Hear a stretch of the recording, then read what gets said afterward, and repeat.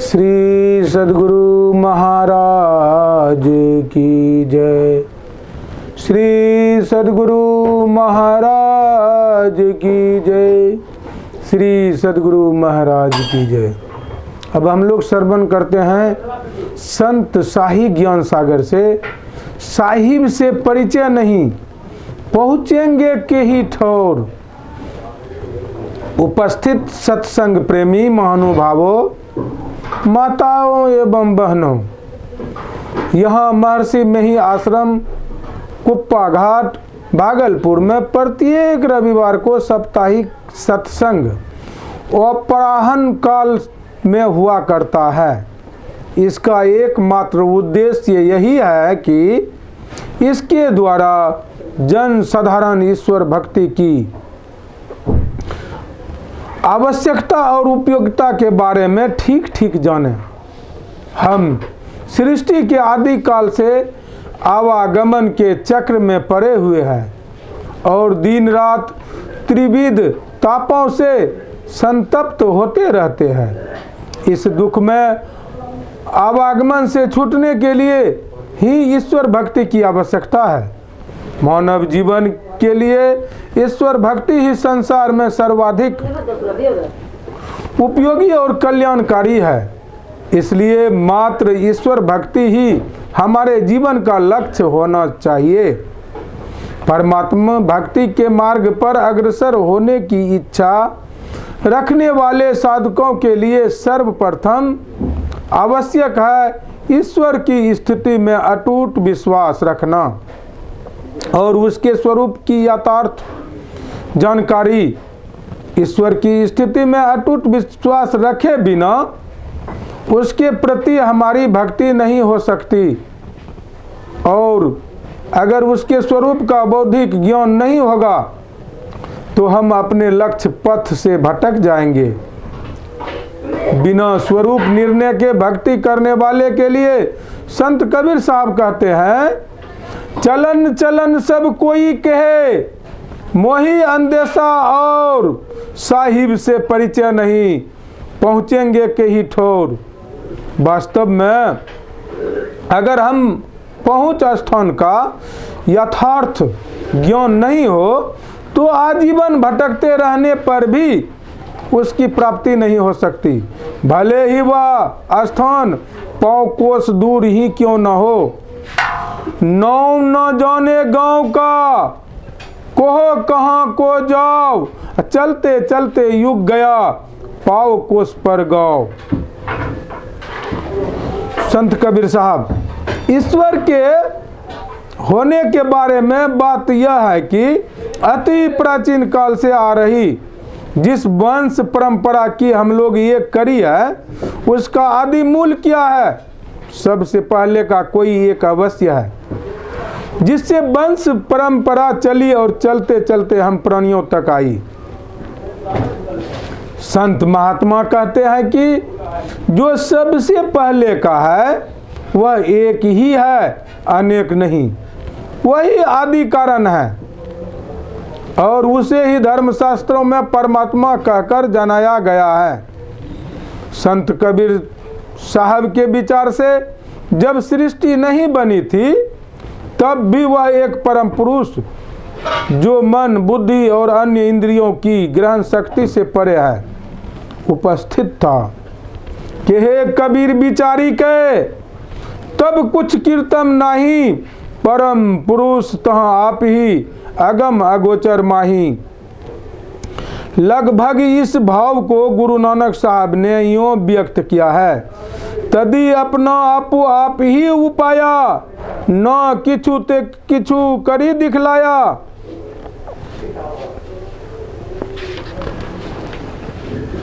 उस परमात्मा को किसी ने पैदा नहीं किया, वह सर्वदा से ही है, स्वयं अथवा खुद होने कारण ही वैदिक मतावलंबी उसे स्वयं भू और इस्लाम धर्मी उसे खुदा कहते हैं।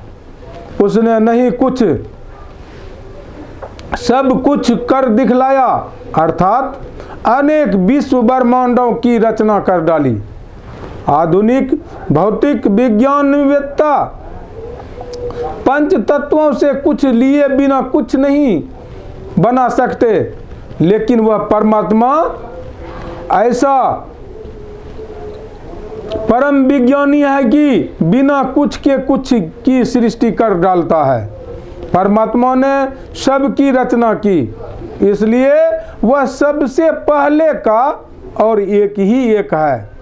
ईश्वर स्वरूप को जानिए, वह सर्वेश्वर, सर्वव्यापक और अनंत शक्ति संपन्न है। सब पर उसी का शासन है, सारी सृष्टियों का नियमन वही करता है। उसी के संकेत पर यह सारा प्रकृति मंडल एक महायंत्र की नाई परिचालित होता रहता है। वह किसी इंद्रिय का विषय नहीं है। श्रीमद् भगवद गीता में भगवान श्री कृष्ण कहते हैं, ओ व्यक्तं व्यक्ति मापनं मन्यते माम बुद्धयः परं भव मजानतो ममाव्यय मनुत्तम। अर्थात मूर लोग मेरे श्रेष्ठ उत्तमोत्तम और अव्यय रूप को न जानकर मुझ वो व्यक्त को व्यक्त मानते हैं। वनवास काल में श्री रामचंद्र जी लक्ष्मण सीता सहित वाल्मीकि जी के आश्रम में पहुंचते हैं और नम्रता पूर्वक कहते हैं कि हमें कोई अच्छा सा स्थान बताइए जहां कुटी बनाकर हम लोग कुछ दिन ठहर सकें। इस पर वाल्मीकि जी कहते हैं, राम स्वरूप तुम्हार वचन अगोचर बुद्धि पर अभिगत अकथ अपार नेति नेति नित निगम कह। हे राम जी, आपका स्वरूप अनिवर्चनीय, बुद्धि से परे, सर्वव्यापक, नहीं कहने योग्य और अपार, जिसके लिए वेद इति नहीं अंत नहीं कहते हैं। आगे वाल्मीकि जी कहते हैं कि राम, आप मुझसे पूछते हैं कि मैं कहाँ रहूं, किंतु मैं पूछने में सकुचाता हूं। जहां आप नहीं हैं वह स्थान बता दीजिए, मैं आपके रहने का स्थान दिखाऊं।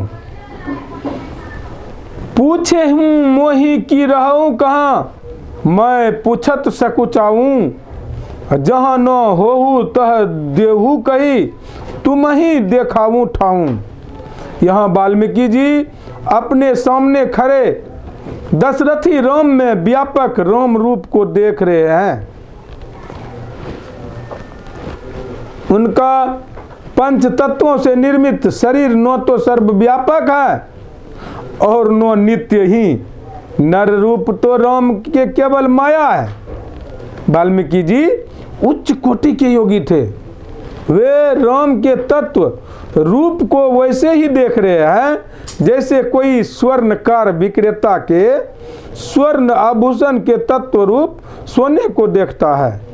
वह खरा है या खोटा, वह आभूषण की गहन को महत्व नहीं देता है, क्योंकि वह तो नाशवान और परिवर्तनशील है।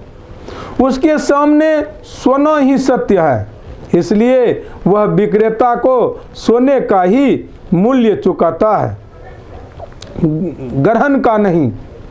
धर्मशास्त्रों में ईश्वर को बहुत से नाम रूपों में जनाया गया है, लेकिन वह बहुत नहीं है।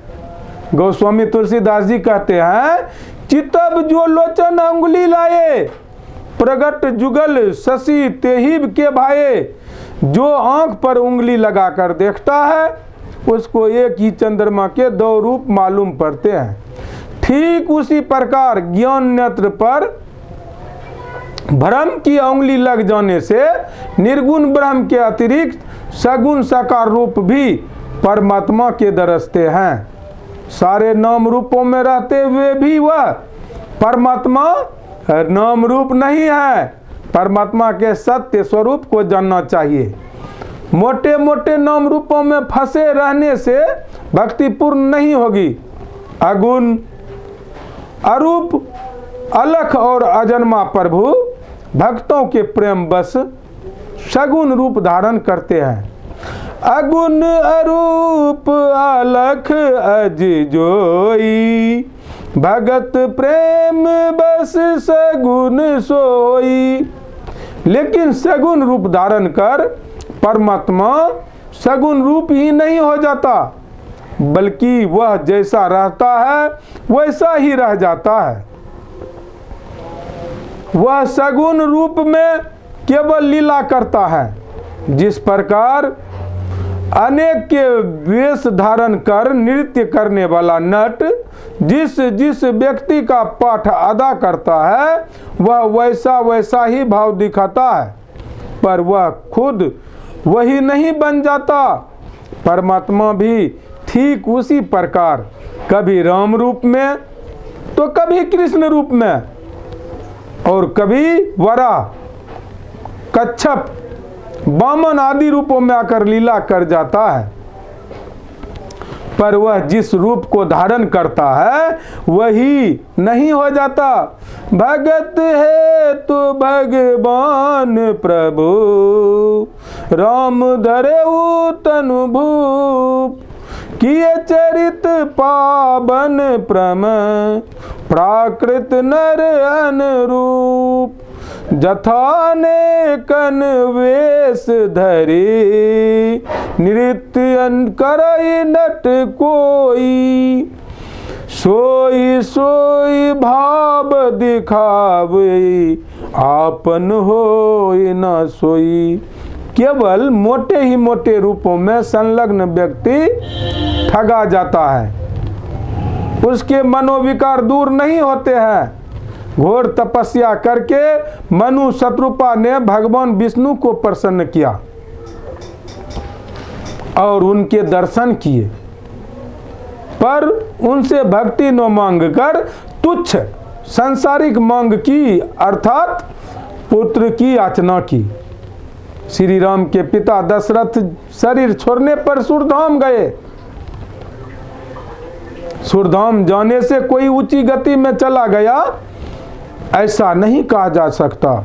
मानव शरीर के लिए देवता भी तरसते हैं, इसलिए मानव शरीर छोड़कर देव शरीर में जाने वाला हानि ही में गया, लाभ में नहीं। संत लोग स्वर्ग को तुच्छ दृष्टि से देखते हैं। संत तुलसी साहब ने निम्न कुंडलिया में स्वर्ग के प्रति घृणित भाव प्रकट किया।